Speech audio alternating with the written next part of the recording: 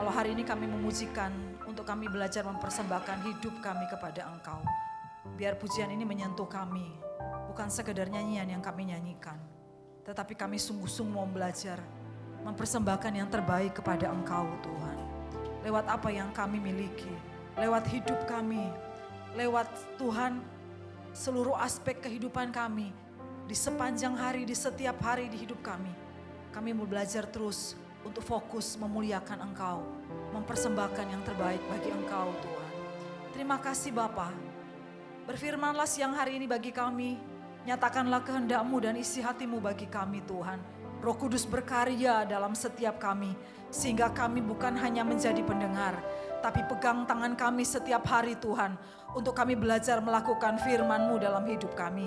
Sehingga nama-Mu semakin dimuliakan lewat hidup kami. Ada banyak orang diberkati lewat hidup kami Tuhan.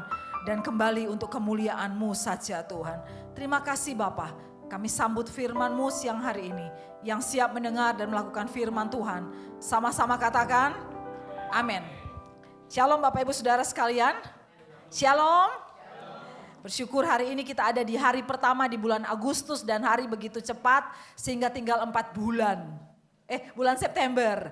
Tinggal 4 bulan kita nyampe di Desember, Natal saudara sekalian ya. Jadi saudara rasanya kemarin itu masih begitu kuat sukacitanya Natal. Ini tinggal sebentar lagi saudara sekalian. Saya kemarin sama Pak Lukas ketemu sama satu pendeta saudara ketika menemani suami pelayanan di satu gereja. Dan pendetanya ngomong, Pak Lukas kami sudah dari 2 bulan lalu sudah nyusun panitia Natal. Menurut saya agak kecepatan juga ya saudara sekalian ya. Nanti saudara ya kalau saya biasanya sudah di ber gitu baru Oktober baru nyusun panitia Natal. Kemarin 2 bulan sebelumnya.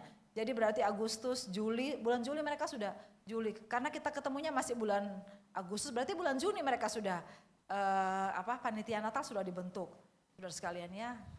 Nanti gereja saya mau bentuk panitia Paskah dulu saudara untuk tahun depan ya saudara sekalian ya. Tapi waktu itu begitu cepat berjalan saudara. Ya saudara sekalian semua karena anugerah Tuhan. Mari kita buka dalam 2 Korintus pasal yang ke-8. Ayat pertama sampai yang ke-15 saudara sekalian. Tapi kita akan baca beberapa ayat saja. 2 Korintus pasal yang ke-8 ayat 1 sampai yang ke-15.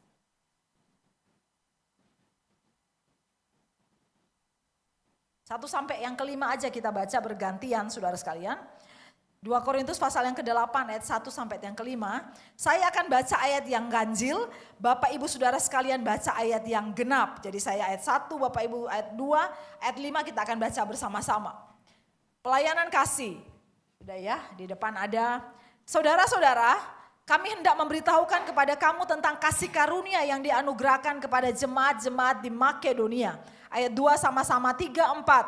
Selagi dicobai dengan berat dalam pelbagai penderitaan, sukacita mereka meluap dan meskipun mereka sangat miskin, namun mereka kaya dalam kemurahan.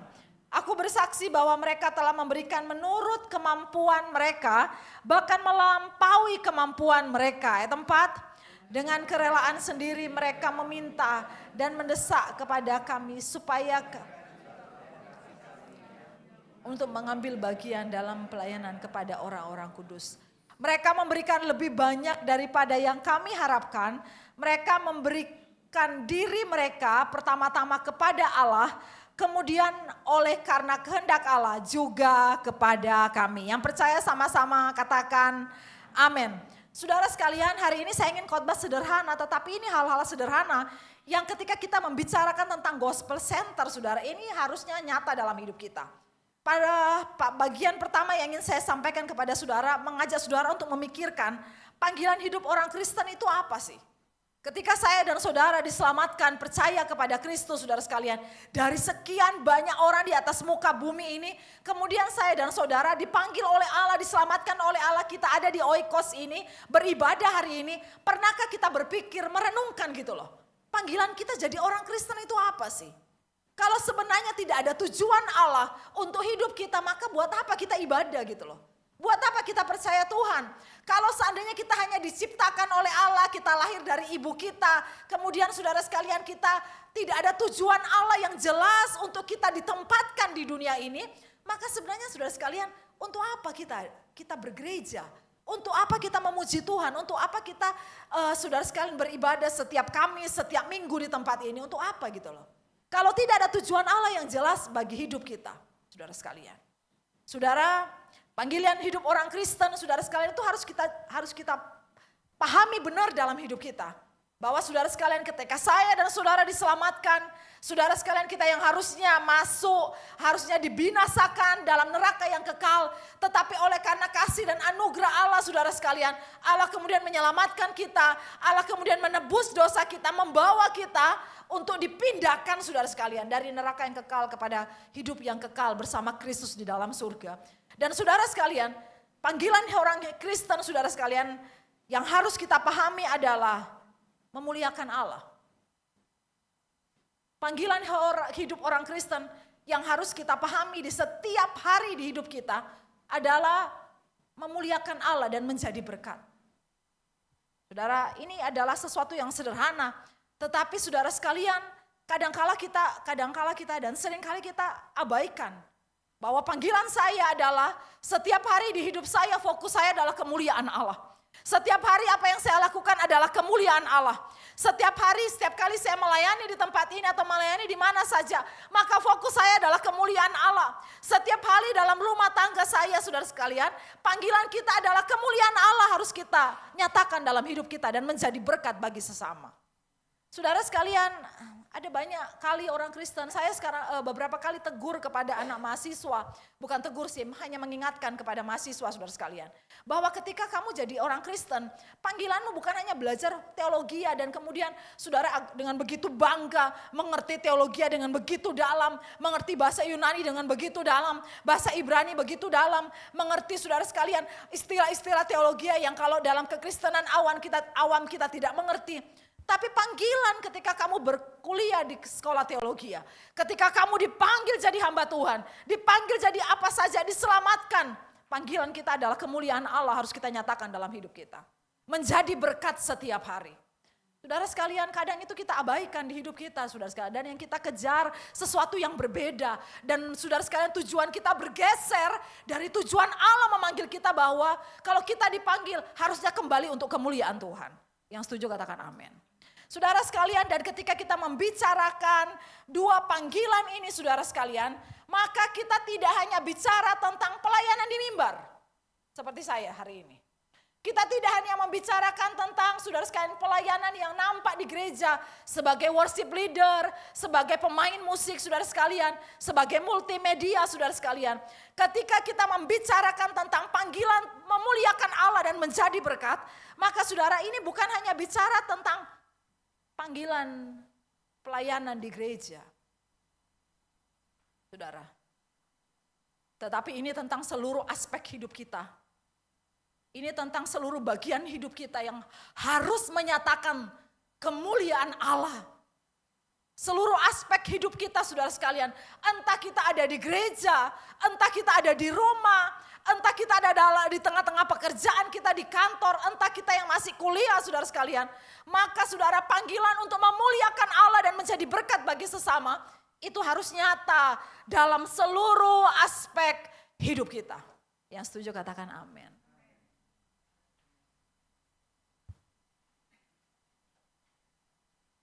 Saudara sekalian, kadang itu sedih saudara sekalian karena melihat ada banyak orang Kristen yang hidup seperti di dua dunia, saudara. Di dua dunia itu seperti ini. Kalau di gereja itu saudara sekalian seperti Holy Land. Nampak semua baik, nampak semua kudus, nampak semua benar. Tetapi ketika keluar dari sini saudara seperti orang yang dua kepribadian. Saudara sekalian. Ketika ada di gereja begitu baik ngomong, istri ke suami, suami ke istri begitu lembut. Dan kemarin cukup heboh saudara sekalian kekristenan ketika ada pendeta yang ternyata mukul istrinya dan ini lagi diperkarakan saudara. Lebih heboh lagi karena ternyata bukan hanya suaminya yang lapor, istrinya yang lapor. Sekarang suaminya juga lapor. Kalau saya juga dipukul oleh istri saya.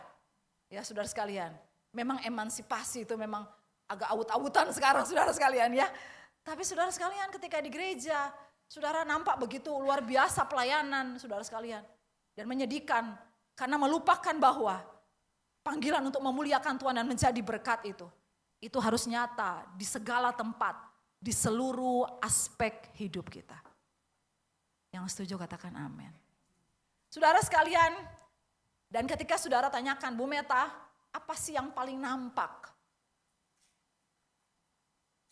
Bagian apa sih yang paling nampak sehingga saudara bukan hanya di gereja kelihatan pelayanan di mimbar, tetapi di luar pun saudara sekalian akan nampak hidup yang memuliakan Allah dan menjadi berkat. Maka saya akan ngomong saudara sekalian, pembacaan kita hari ini sedang ngomong kepada kita bahwa tindakan kasih itu adalah tindakan yang paling nyata untuk hidup yang memuliakan Tuhan dan menjadi berkat. Yang setuju katakan amin. Tindakan kasih itu adalah tindakan yang paling nyata untuk memperlihatkan tentang hidup yang mempermuliakan Tuhan dan hidup yang menjadi berkat. Saudara sekalian, ketika saudara baca bagian firman Tuhan ini, saudara sekalian, Rasul Paulus menjadikan jemaat Makedonia itu sebagai teladan bagi jemaat di Korintus, juga bagi kita dalam hal kemurahan hati. Saudara, ayat 8 tadi kita baca pasal 8, saudara-saudara kami hendak ceritakan kepada kamu gitu kan, tentang kasih karunia yang dianugerahkan kepada jemaat-jemaat di Makedonia, saudara sekalian. Jadi Paulus itu bercerita tentang jemaat Makedonia, saudara, sebagai teladan kepada surat yang dikirim itu kepada jemaat di Korintus. Saudara sekalian, dalam hal kemurahan hati, Paulus ingin ceritakan tentang jemaat Makedonia kepada jemaat di Korintus, tentang kemurahan hati mereka, saudara sekalian. Kalau saudara baca di Roma pasal 15 ayat 26, saudara sekalian, di sana dituliskan orang-orang Makedonia mengambil keputusan untuk menyumbangkan sesuatu kepada orang-orang miskin di Yerusalem. Saudara sekalian, dan Paulus sedang ceritakan satu tindakan yang memuliakan Allah, satu tindakan yang sedang menjadi berkat, yaitu ketika Rasul Paulus lihat ada jemaat di Makedonia, saudara sekalian, yang kemudian memperhatikan orang-orang miskin di Yerusalem. Perhatikan saudara keadaan kondisi jemaat di Makedonia. Saya baca saudara sekalian. Selagi dicobai dengan berat dalam pelbagai penderitaan, sukacita mereka meluap, dan meskipun mereka sangat miskin, namun mereka kaya dalam kemurahan. Kondisi jemaat di Makedonia, saudara, dituliskan dengan jelas kepada kita kondisinya seperti apa. Yang pertama, mereka ada dalam penderitaan. Mereka ada dalam penderitaan. Yang kedua, saudara sekalian, kondisi mereka itu, saudara sekalian, bukan hanya dalam penderitaan, tetapi kemudian penderitaan salah satunya kemudian dituliskan adalah kondisi mereka miskin, dan kemudian dikasih lagi kata sangat miskin untuk menjelaskan bahwa jemaat di Makedonia kondisinya enggak baik-baik sekali. Situasi yang sulit. Saudara sekalian, dalam penderitaan, saudara, dalam kemiskinan, saudara sekalian. Dan ketika saudara kita ada dalam kondisi-kondisi seperti itu, ketika kita ada dalam kondisi-kondisi yang berat, ketika kita ada dalam penderitaan, ketika kita ada dalam situasi yang berat, maka saudara sekalian, saudara, pada umumnya fokus kita akan kembali ke diri kita sendiri. Betul apa betul? Kalau saudara ada dalam penderitaan, saudara ada dalam sakit yang berat, saudara akan sulit melihat orang lain yang berat.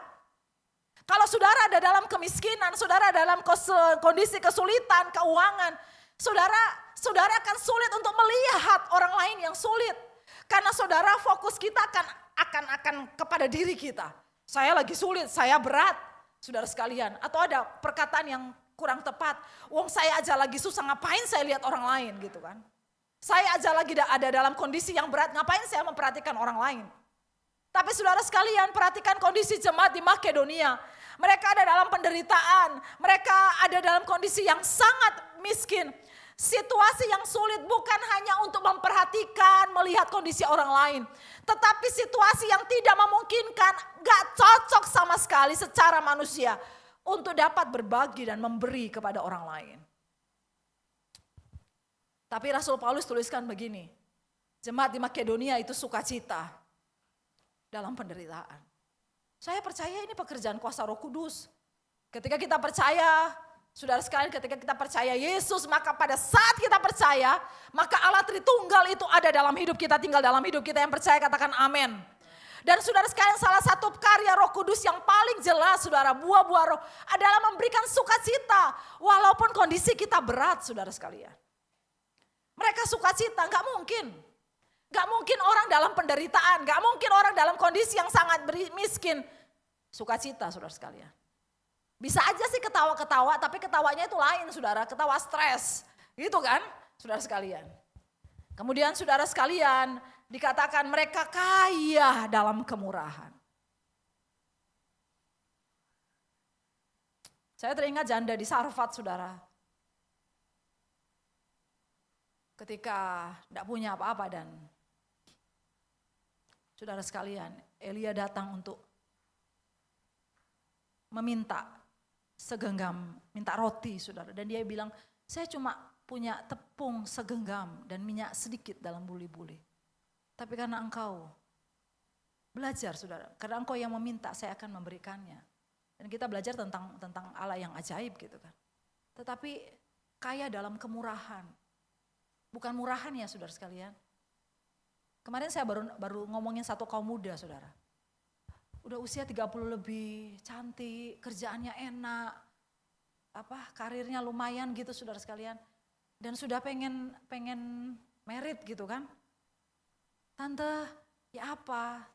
Sudah saya kasih quotes, lebih baik lama tapi tepat dibandingkan cepat tapi cepat pula berakhir gitu kan saudara sekalian. Sudah saya kasih segala macam. Sudah saya kasih kekuatan Tuhan menguatkan. Saudara sekalian tanpa saya tahu saudara sekalian. Kenalan lewat medsos saudara. Dengan orang yang pelayaran gitu loh. Yang kerja di kapal pelayaran.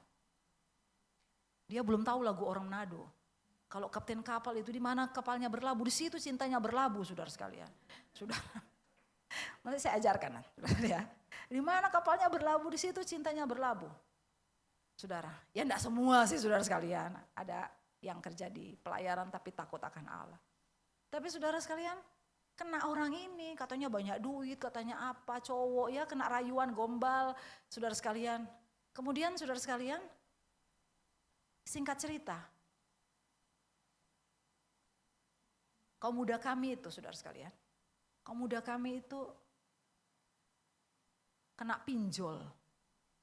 Karena orang ini bilang minta tolong dulu kamu kirim aku gini.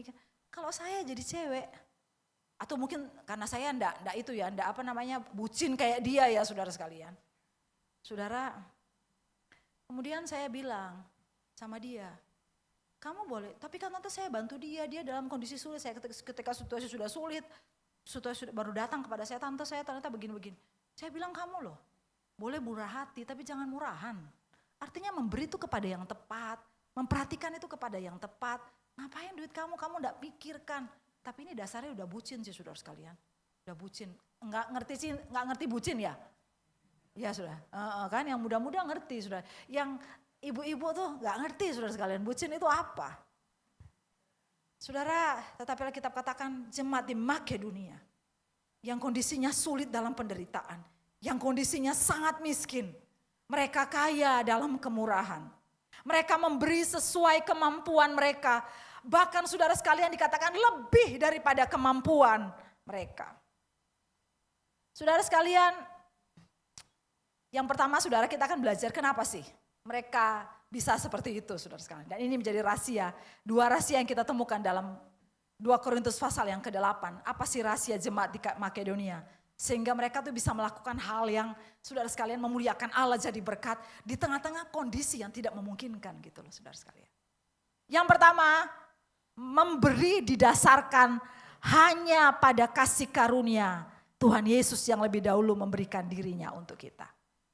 Mari sama-sama katakan memberi didasarkan pada anugerah Allah. 1, 2, 3. Memberi didasarkan pada anugerah Allah. Mari saya baca ayat yang ke-9 saudara sekalian. Pasal 8 ayat yang ke-9. Mari kita baca bersama-sama saudara sekalian. Ayat yang ke-9, 1, 2, 3. Karena kamu telah mengenal kasih karunia Tuhan kita Yesus Kristus. Bahwa ia yang oleh karena kamu menjadi miskin. Sekalipun ia kaya. Supaya kamu menjadi kaya oleh karena kemiskinannya. Yang percaya sama-sama katakan amin. Ayat 4 tuliskan saudara sekalian, ayat 4 tuliskan. Dengan kerelaan sendiri mereka meminta dan mendesak kepada kami supaya mereka juga beroleh kasih karunia untuk mengambil bagian dalam pelayanan kepada orang-orang kudus. Apa sih yang mendasarkan? Apa yang menjadi pendorong jemaat di Makedonia? Sehingga saudara sekalian mereka bisa melakukan hal, saudara yang di luar nalar kita. Sudah kondisi menderita, kondisi sulit, tapi mereka masih mengambil bagian untuk memperhatikan orang-orang miskin di Yerusalem. Mereka mengirimkan bantuan, didasarkan pada karya kasih karunia Tuhan Yesus yang lebih dahulu menjadi miskin, supaya dan saya dan saudara menjadi kaya. Didasarkan pada karya salib Kristus yang mati buat saya dan saudara untuk menyelamatkan kita, yang tidak bisa kita kerjakan dengan kemampuan kita. Saudara sekalian, hari ini apa yang menjadi dorongan kita untuk memberi? Baik untuk pekerjaan Tuhan, baik untuk orang-orang yang membutuhkan, saudara sekalian. Apa yang menjadi dorongan kita untuk memberi sih? Hari ini saudara sekalian, motif itu kan penting saudara sekalian. Menentukan apakah ini tepat atau tidak tepat. Apakah ini memuliakan Allah atau tidak memuliakan Allah. Di luar sana banyak orang yang memberi saudara sekalian. Banyak orang yang menyebar harta. Tapi hari ini saudara sekalian, apa yang menjadi dorongan kita untuk kita memberi baik untuk pekerjaan Tuhan di tempat ini, baik untuk saudara orang-orang yang membutuhkan. Apakah supaya diberkati gitu loh. Dan hari ini saudara sekalian, saya bersyukur ajaran tentang teologi kemakmuran sudah semakin habis saudara sekalian. Walaupun saya pernah pelayanan di satu gereja dan kemudian saudara doa berkat saudara sekalian. Moto gerejanya adalah di sini kamu menjadi kaya. Bukan. Kalau kaya kan bisa kita tafsirkan itu kaya dalam kerohanian. Tapi di sini kamu akan menjadi makmur. Itu motonya. Ya saudara sekalian, ya saudara. Ya terserahlah gerejanya saudara sekalian. Cuma saya bersyukur kalau ajaran tentang teologi kemakmuran itu sudah semakin habis. Sudah semakin habis. Saudara, apakah saudara sekalian panggilan kita untuk memperhatikan pekerjaan Allah? Apakah memperhatikan saudara hidup memuliakan Allah yang namanya mempersembahkan sesuatu, memperhatikan orang-orang yang membutuhkan? Apakah dorongannya supaya saya dan saudara diberkati? Supaya dibalas sama Tuhan gitu loh. Dan saudara sekalian, ada banyak orang Kristen yang imannya kayak gini kan. Supaya kalau saya memberi 60 ribu gitu, nanti saya dibalas Tuhan 100%, 100 kali ganda gitu kan. Saudara, dan begitu miris saudara. Karena panggilan kita hanya untuk transaksi. Supaya kalau saya beri, saya juga akan diberi. Dan berharap berinya lebih banyak kepada saya. Bukannya kita sudah diberi oleh Tuhan gitu loh. Bukannya saya dan saudara sudah menerima sesuatu yang besar. Yang harusnya jadi pendorong bagi kita. Bukan ini jadi motif kita. Supaya diberkati dan supaya dibalas saudara sekalian. Motif yang paling yang banyak saudara adalah supaya tampak hebat, tampak baik hati, alias pencitraan. Saudara sekalian, supaya tampak hebat, baik hati alias pencitraan semata. Saudara sekalian, di gereja nampak tetapi hanya untuk pencitraan, kita harus bersihkan motif kita. Atau motifnya karena orangnya baik, maka saya harus baik. Motifnya balas budi. Uang budi itu loh gak perlu dibalas, saudara sekalian. Ya, budi gak perlu. Ada yang namanya budi ya, kok Pak? Maaf Pak, ya saudara sekalian ya. Soalnya ada tangan-tangan yang langsung nunjuk gitu. Saudara, balas budi, balas kebaikannya orang. Jadi memberi, kenapa saya memberi kepada Bu Linda? Oh karena Bu Linda pernah ngirim sesuatu, enak. Saudara sekalian, saya belajar. Memang perlu sih bagian itu adalah, saudara sekalian, membalas kebaikan orang itu perlu. Tetapi motif kita untuk memberi, memperhatikan pekerjaan Allah, memperhatikan orang yang membutuhkan. Bukan hanya sekedar balas budi, saudara sekalian. Atau karena saya ada kelebihan. Dan ini bertentangan banget dengan cerita orang Makedonia. Karena kita punya kelebihan, saudara sekalian. Maka karena kita dapat bonus yang besar, Maka kita pikir, aduh ini kebanyakan nih ya. Lebih baik saya bagi-bagi dah, saya kasihkan ke gereja, saya kasihkan di oikos ini untuk pekerjaan Tuhan di tempat ini. Sehingga lebih besar lagi ruangannya gitu kan. Dan lebih banyak orang yang diselamatkan di tempat ini, percaya kepada Tuhan, beribadah di tempat ini. Amin? Loh, amin enggak? Loh, amin gitu loh, semangat saudara sekalian. Loh, karena saya ada kelebihan, memberi karena kelebihan. Memberi karena sungkan, memberi karena settingan, konten. Iya kan sekarang banyak kayak gitu. Saudara sekalian. Karena konten, karena settingan. Ternyata habis itu, selesai itu, uangnya diambil lagi saudara sekalian. Balikin ya, gak jadi 500 ribu, 50 ribu aja, yang penting kamu udah dapat duit. Karena konten, karena settingan. Saudara sekalian, perhatikan ayat 9 tadi saudara sekalian. Karena kamu telah mengenal kasih karunia Tuhan kita Yesus Kristus. Bahwa ia yang oleh karena kamu menjadi miskin, oleh karena saya dan saudara menjadi miskin. Sekalipun ia kaya, bukan cuma kaya, ia yang punya seisi muka bumi ini. Supaya saya dan saudara yang miskin menjadi kaya oleh karena kemiskinannya. Saudara, pengenalan akan kasih karunia Allah. Pemahaman akan kasih karunia Allah. Pemahaman akan salib Kristus, bahwa ia yang kaya jadi miskin supaya kita menjadi kaya.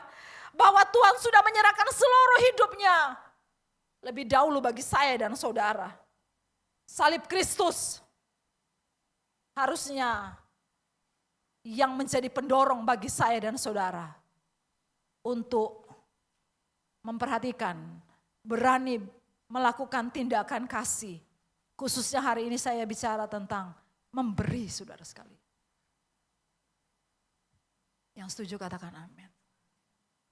Salib Kristus itu kan kemarin kita ikut seminar dan saudara saya tuh dengerin Pak Yakub ngomong tentang itu sudah beberapa kali. Tetapi kemarin saya mengikuti secara serius lagi di seminar dan saya dikuatkan lagi saudara sekalian. Bukankah harusnya salib Kristus, pengorbanan Kristus itu jadi semangat, jadi dorongan. Jadi saudara sekalian, saudara teladan buat kita untuk kita melakukan apapun di hidup kita gitu loh. Kenapa saya dan saudara memberi? Karena saudara, Kristus sudah lebih dulu memberi untuk kita. Bahkan memberi bukan hanya seperti kita, tapi seluruh hidupnya diserahkan bagi saya dan bagi saudara. Supaya saya dan saudara yang miskin, yang binasa dipindahkan kepada saudara sekalian. Hidup yang kekal bersama-sama dengan Kristus. Saudara sekalian, saya tahu hari ini gereja agak terganggu. Atau medsos kekristenan agak ribut tentang hal memberi. Sehingga pendeta-pendeta, beberapa mungkin saya berpikir mereka mungkin kurang tepat tentang hal memberi. Saudara sekalian, tentang buah sulung lah, tentang persepuluhan lah, mungkin cara mereka menyampaikan kurang tepat. Beberapa kali ini saudara sekalian, gereja mulai diserang dengan saudara sekalian. Serangan tentang saudara bagaimana ketidaksetujuan orang-orang tentang memberi kepada. Tapi hari ini saudara sekalian, saya bertanya, terus kita enggak memberi sama Kristus? Terus kita enggak persembahan sama Tuhan? Terus bagaimana tempat ini bisa berkembang kalau enggak ada persembahan?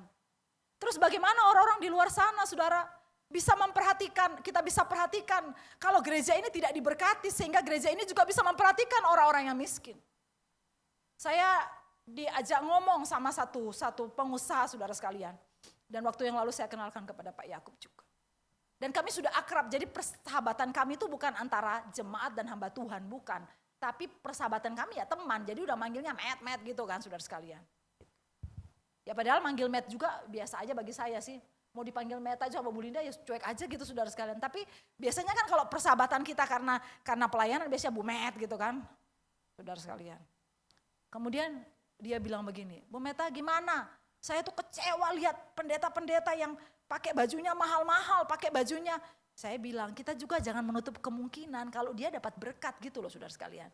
Ada orang yang kasih, ternyata ada jemaatnya yang memang koleksi kayak gitu dan kemudian saudara sekalian tiap kali make kayak ngasih pendetanya saudara. Kan ada saudara, ada pendeta yang dan saudara sekalian saudara. Tapi saya bilang begini, dia bilang ini kok gini tampilannya hedon banget dan sebagainya. Saya cuma bilang begini saudara sekalian sama dia. Sebenarnya yang perlu dilihat itu bukan masalah hedon apa enggak hedonnya. Tapi bagaimana pendeta ini hidup, balance hidupnya itu loh saudara sekalian. Antara memberi kepada Tuhan dan memberi kepada diri sendiri. Ini saudara, apa ya yang saya pikirkan gitu. Ngomongnya saya mempersembahkan hidup saya kepada Tuhan. Khotbah di sini tentang memberi. Harus memberi, jemaat harus memberi persembahan yang benar kepada Tuhan. Memberi persembahan yang terbaik buat Tuhan. Saya sebagai pendeta, apakah saya mempersembahkan kepada Tuhan? Dan salah satu bentuk persembahan yang saya nyanyikan tadi di pujian tadi adalah saya berani mempersembahkan harta saya kepada Tuhan. Saudara sekalian. Saudara, pengenalan akan kasih karunia Tuhan. Pengenalan akan kasih Kristus. Pemahaman kita akan besarnya anugerah Allah. Itu akan bisa mendorong kita. Tanpa berat hati. Kita akan berani mempersembahkan yang terbaik buat Tuhan. Mempersembahkan yang terbaik saudara sekalian. Bukan masalah hanya pelayanan. Tetapi dari harta kita juga. Dari seluruh hidup kita. Kita berani mempersembahkan yang terbaik untuk Tuhan. Amin saudara sekalian. Amin saudara sekalian. Kayaknya kayak kurang tepat ya Bu Meta khotbah hari ini. Kok khotbahnya tentang persembahan, tentang duit. Tadi malam saya siapkan khotbah 2 loh. 1 tentang journey of faith. 1 tentang ini. Tapi saya kok merasa saya nggak mau ngomong Roh Kudus menguatkan gitu. Tapi saya lebih struck gitu loh saudara sekalian. Dari beberapa hari ini saya sudah nyiapkan. Saya sudah siapkan tentang journey of faith, perjalanan iman Abraham yang mengalami kegagalan saudara sekalian. Sampai bagian ini saya lebih berat.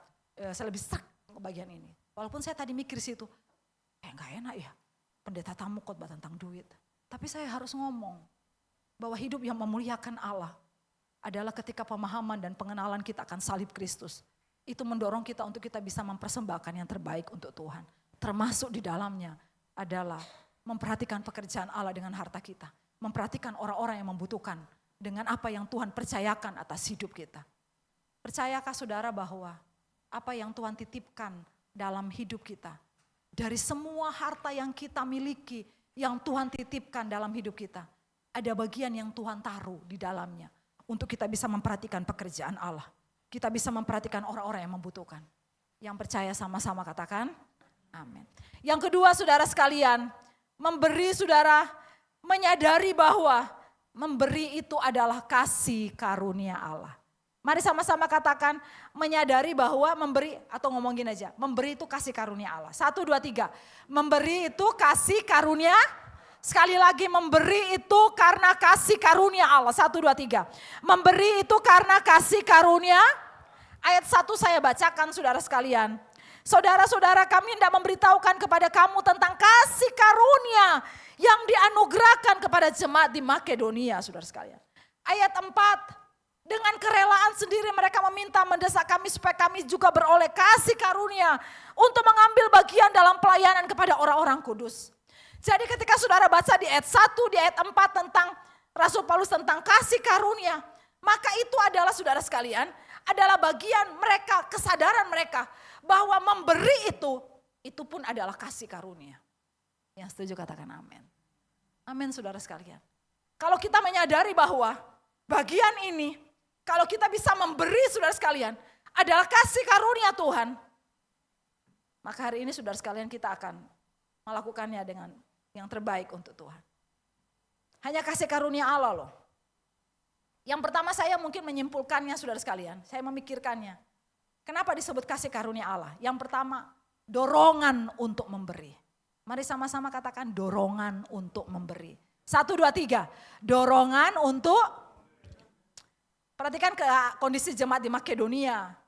Dikatakan saudara sekalian mereka dalam kondisi yang sulit. Dan saudara natur manusia itu, natur kita. Kalau dalam kondisi sulit kita jadi egois gitu loh. Jadi apa saudara? Egois. Sulit memperhatikan orang lain. Tetapi kenapa sih di tengah-tengah kondisi seperti itu ada dorongan dalam hidup mereka. Untuk mereka mempersembahkan persembahan. Mempersembahkan sesuatu untuk memperhatikan jemaat yang miskin di Yerusalem. Saudara sekalian, itu kasih karunia. Karena dorongan kita untuk kita bisa memberi kepada Tuhan. Juga kasih karunia Allah. Amin saudara sekalian. Kalau hari ini saudara bisa memberi kepada orang lain. bisa memberi kepada pelayanan di tempat ini, bisa memperhatikan pekerjaan Tuhan. Saudara sedang dapat, orang Islam ngomong hidayah.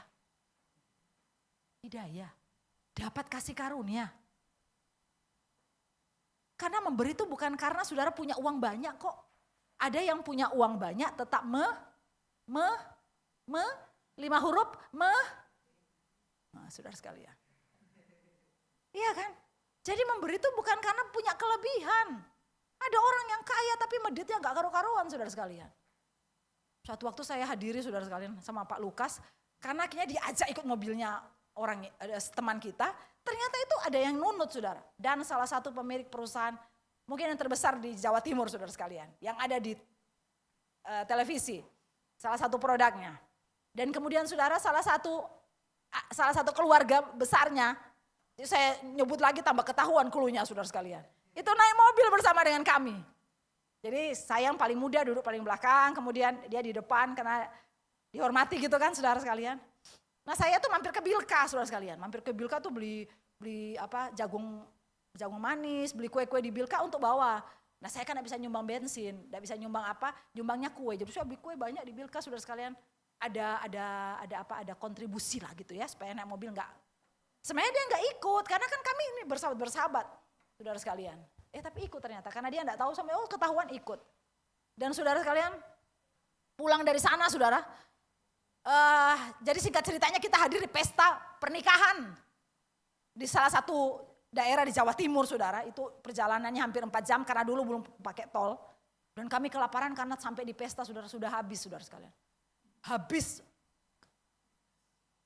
saudara dan kami pulang terus dia bilang begini, ayo Kas, ngomong sama Pak Lukas, Kas cari tempat makan, kita mampir, tak bayarin gitu kan. Suami saya juga bingung tempat makan di sini di mana. Dan saudara kita itu takut setengah mati, kaget setengah mati kenapa? Dia mengeluarkan list sepanjang gini saudara, seret nama-nama depot dan daftar harganya saudara. Itu ada di mana saudara? Di dompetnya. Itu sudah gini, seret. Sini Kas, ini enak enggak tahu Om. Ini enak apa enggak tahu Om gitu kan. Dan saudara ketika kita sampai di sana saudara, kita hanya gini, minum itu aja ya, makan soto semua sama ini. Dan saudara tahu enggak, dia tidak makan. Enggak apa-apa, di rumah ada makanan kok, saya makan di rumah aja. Suami saya yang enggak kaya tuh saudara, emosinya tuh mau naik saudara. Rasanya pengen dibayar semua sama suami saya. Karena dia juga pengen makan yang lain, pengen nambah yang lain gitu kan. Saudara sekalian, ya karena memberi bukan karena saudara dan saya kaya. Memberi itu adalah dorongan dari Roh Kudus. Dan itu disebut kasih karunia. Sehingga saudara sekalian, kalau itu adalah kasih karunia, bahkan dorongan untuk memberi, memperhatikan kondisi pekerjaan Allah, untuk memberi kepada Allah, adalah kasih karunia hari ini. Tidak ada satupun dari kita yang bisa sombong ketika kita bisa memberi kepada Allah. Amin saudara sekalian, karena dorongannya dari Allah. Yang kedua saudara sekalian, kenapa itu disebut kasih karunia? Karena berkat yang kita tabur juga adalah pemberian dari Allah. Amin. Iya kan? Saudara sekalian, berkat yang kita terima untuk kita taburkan adalah pemberian Allah, adalah kasih karunia. Saudara sekalian, hari ini saudara sekalian, kesadaran bahwa hidup kita adalah kasih karunia, kesehatan kita, rumah tangga kita, saudara sekalian, pelayanan kita adalah kasih karunia, termasuk di dalamnya harta kita adalah kasih karunia. Saudara sekalian, harusnya mendorong kita untuk kita bisa mempersembahkan yang terbaik untuk Tuhan. Berkat yang kita tabur itu hanya asalnya dari Tuhan sih. Jadi kita sebenarnya tidak pernah memberi kepada Allah. Kalau kita mau runtut-runtut saudara sekalian bahasanya, kita nggak pernah memberi kok kepada Allah. Kita hanya mengembalikan apa yang Allah titipkan atas hidup kita. Saudara sekalian, kita sebenarnya tidak pernah dengan kekuatan kita bisa melakukan, karena semua yang ada di hidup kita adalah berkat Allah, adalah kasih karunia Allah, adalah pemberian Allah. Sehingga saudara hari ini saudara sekalian, kita tidak sedang memberi kepada Allah. Kita sedang hanya mengembalikan apa yang Allah titipkan dalam hidup kita untuk kita kembalikan kepada Allah. Saudara sekalian, mari kita belajar mempersembahkan yang terbaik untuk Tuhan. Karena berkat yang kita sedang tabur juga, bibitnya, benihnya, itu Allah yang berikan atas hidup kita. Amin, saudara. Amin. Kadang saya memikirkan begini, lebih berani mana ya? Saya terhadap diri saya atau terhadap pekerjaan Allah? Saya lebih berani mana, saudara sekalian? Satu kali kami mau makan, saya dan Pak Lukas mau makan, dan kemudian lagi pengen itu saudara sekalian yang agak mahalan dikit gitu kan. Wong cuma berdua nggak punya anak kan, saudara sekalian. Jadi kan kalau makan lebih sedikit jumlahnya, saudara sekalian.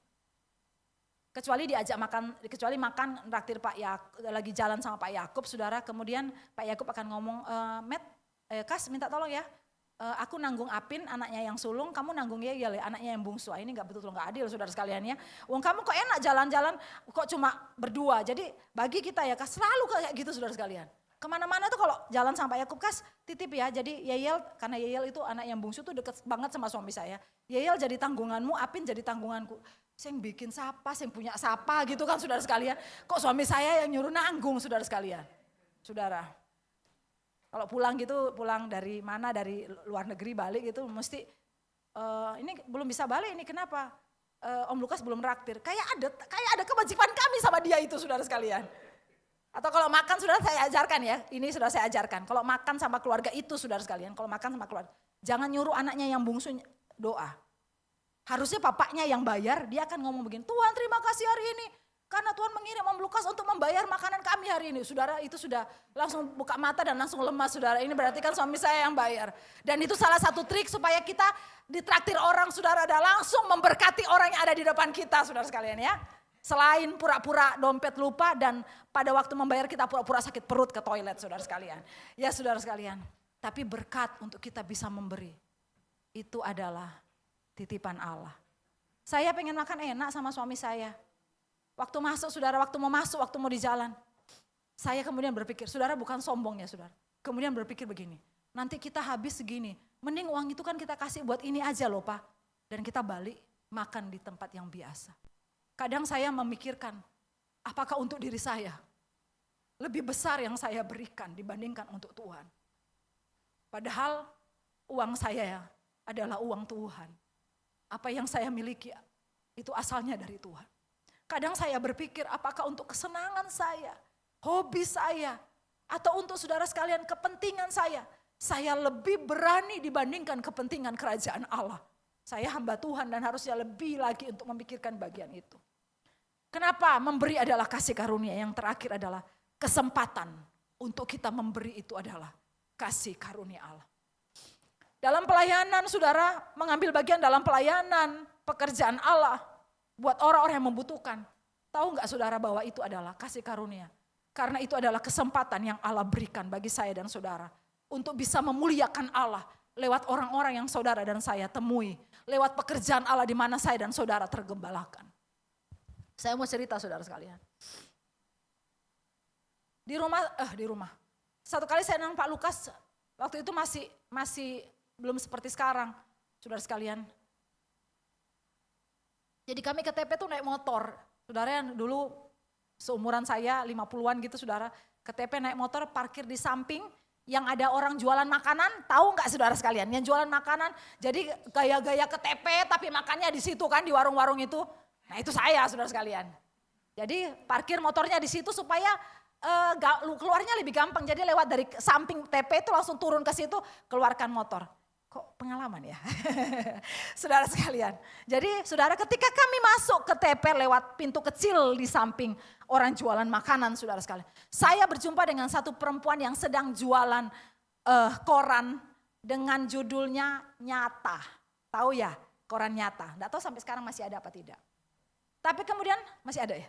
Saya kemudian saudara sekalian itu kan ada kayak lingkaran-lingkaran yang bisa kita duduki di situ. Nah dia duduk di situ saudara dalam kondisi hujan. Dan kemudian saudara sekalian, saya kan gak mungkin bawa-bawa Nyata keliling TP.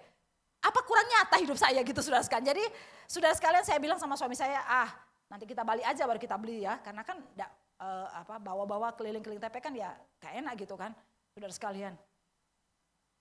Kemudian saya ngomong-ngomong sama anak ini, saya ngomong-ngomong begini.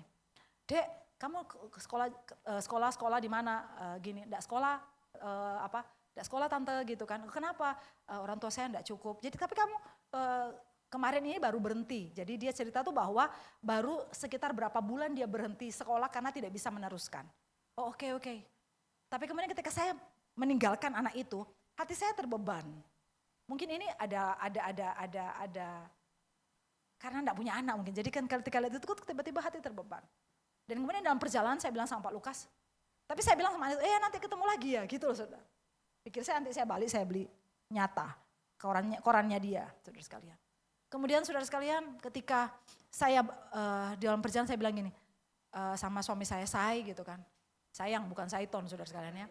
Say nanti balik hatiku tergerak. Kita sekolahkan yuk anak itu. Karena pikir saya dia pasti sekolah di sekolah negeri yang biasa dan dalam waktu itu kondisi kami pasti mampu untuk membiayai dia sekolah saudara sekalian.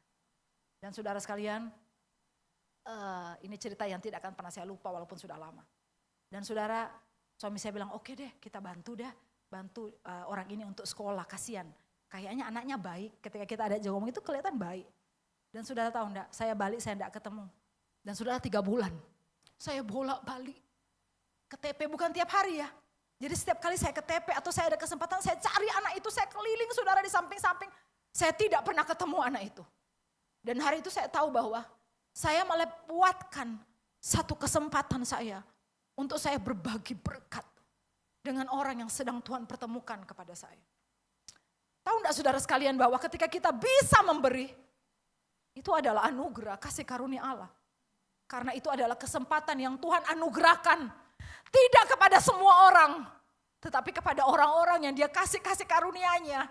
Dia kasih anugerahnya untuk kembali hidup memuliakan dia dan menjadi berkat saudara sekalian. Saudara, Tuhan itu kaya loh saudara sekalian. Enggak cuma kaya banget saudara. Karena saya dan saudara juga miliknya dia. Karena apa yang kita punya juga miliknya dia. Kalau kita bisa dipakai untuk jadi tangan Allah. Ini kasih karunia Tuhan. Yang setuju katakan, amin. Tuhan itu kaya, tetapi kemudian dia mau pakai saya. Dan kemudian dia perlengkapi saya dengan berkat-Nya, menitipkan sesuatu di hidup saya untuk saya bisa berbagi. Ini adalah kasih karunia. Jangan kita sombong, kalau kita memberi, itu adalah kasih karunia Allah semata. Dan dorongannya adalah anugerah Allah. Salib Kristus. Amin firman Tuhan. Mari kita nyanyikan sebuah lagu.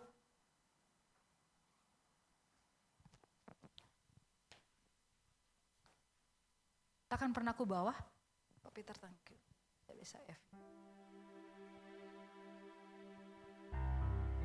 Takkan pernah ku bawa selain yang terbaik, yang harum dan sejati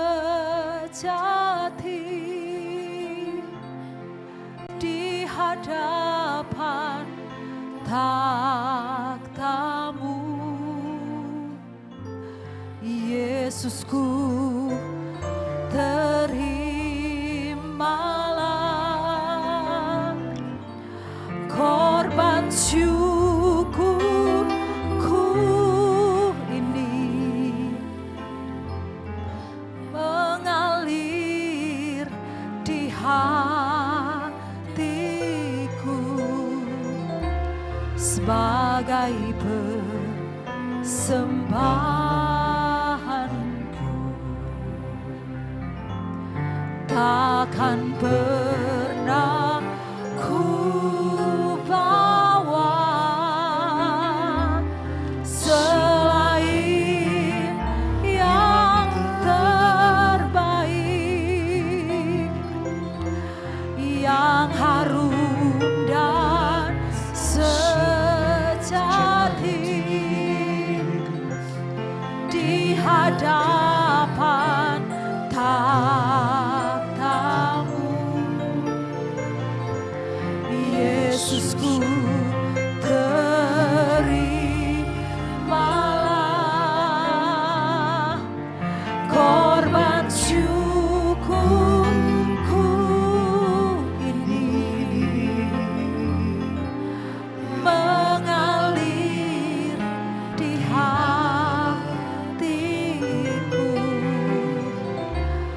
sebagai persembahan.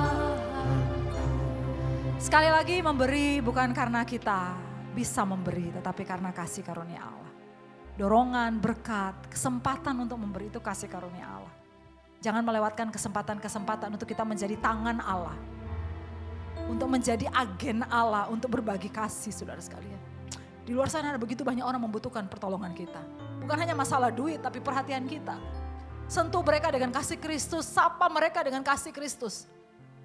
Saudara sekalian, di rumah kita ada banyak orang yang membutuhkan. Di keluarga kita, tanpa kita tahu mungkin ada orang-orang yang membutuhkan sapaan kita.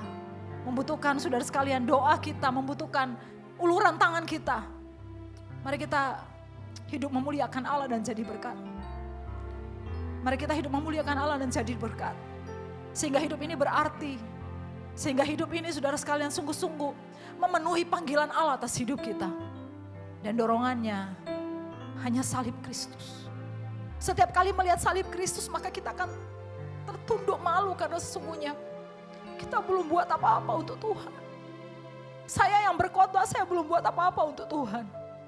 Ketika kita melihat salib Kristus, kita akan melihat ada begitu banyak hal yang harusnya kita lakukan, dan dorongannya adalah kasih Allah yang sudah Dia curahkan kepada kita dengan seluruh hidupnya sampai mati di kayu salib.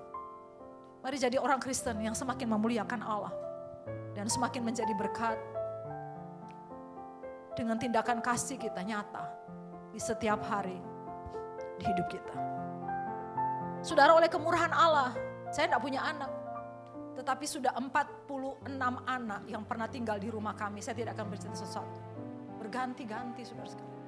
Ada yang kami sekolahkan dan ngomong dari Papua, Pak Lukas, nanti kalau saya jadi bupati, saya akan cari Pak Lukas. Jangankan cari bupati, WhatsApp saya aja. Enggak, saudara sekalian. Tidak peduli, saudara. Karena kami melakukannya untuk Kristus. Ada yang begitu banyak, saudara. Ada begitu 48 anak pernah singgah di rumah kami. Hari ini ada 4 anak di rumah kami, saudara sekalian. Kami tidak pernah memikirkan nanti mereka balas, sudah jadi kaya balas, enggak. Saudara sekalian, karena kami tahu bukan itu motif kami berbuat baik. Tapi motif kami berbuat baik untuk kemuliaan Allah. Karena kasih-Nya, kebaikan-Nya sudah lebih dulu bagi saya. Takkan pernah ku bawa selain yang terbaik. Saya serahkan kepada Pak Yo atau Bu Linda. Yang harum dan sejati di hadapan tatamu, Yesusku.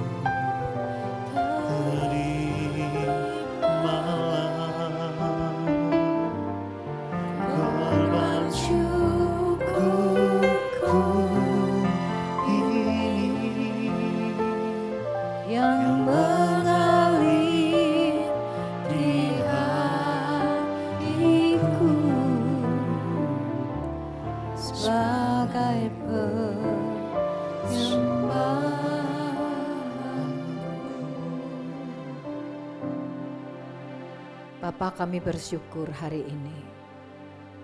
Kembali Tuhan ingatkan kepada setiap kami. Anugerah-Mu terlalu besar dalam hidup kami.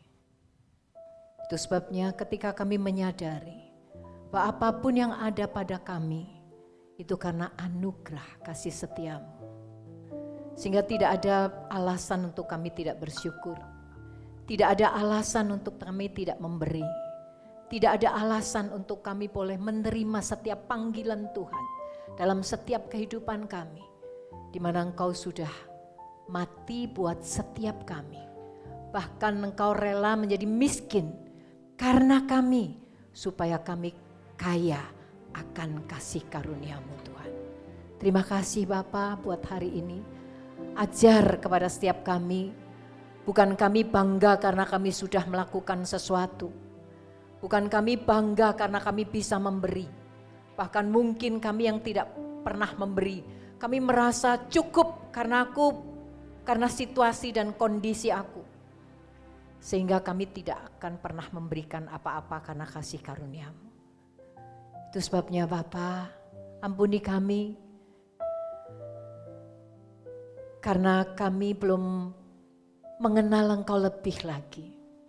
Lewat siang hari ini Engkau mengajar kepada setiap kami, menyadarkan setiap kami bahwa kalau kami ada hari ini, bahkan kami boleh melakukan sesuatu, bahkan kami boleh bersama-sama beribadah di tempat ini karena anugerah-Mu Bapa. Terima kasih Bapa, biar Engkau terus bawa kami semakin hari, semakin menyadari akan kasih karunia dan anugerah-Mu. Apapun yang ada pada kami tidak akan pernah berarti apa-apa tanpa kasih, tanpa anugerah-Mu Tuhan. Terima kasih Engkau memberkati Ibu Meta dalam pelayanannya, dalam setiap apapun yang Tuhan sudah percayakan dalam setiap kehidupannya bersama Pak Lukas. Ikat mereka dalam satu tali kasih-Mu, dan kasih karunia itu terus akan berjalan bersama-sama dengan Pak Lukas maupun Ibu Meta. Terima kasih sehingga mereka menjadi terang, menjadi berkat, banyak membawa jiwa-jiwa untuk mengenal Engkau lebih lagi, terutama mengenal akan kebenaran-Mu. Sehingga melewati kebenaran-Mu, kami boleh mengenal Engkau lebih lagi Tuhan. Terima kasih Bapa, di dalam nama Yesus kami berdoa, kami mengucap syukur, haleluya. Amin.